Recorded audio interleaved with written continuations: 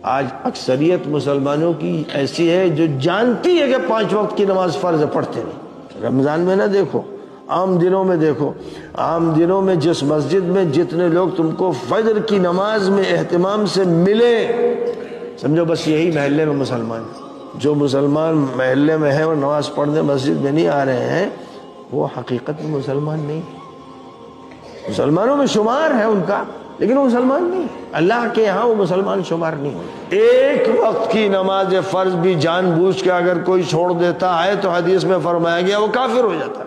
तो इस एतबार से मुसलमानों की जो तादाद शुमार करते हैं सब लोग, ये दर हकीकत एक भीड़ है डंगरों की, ये भीड़ है जानवरों की।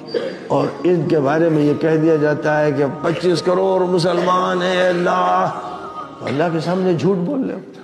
25 करोड़ मुसलमान होते तो कब का मुल्क फतेह हो चुका होता।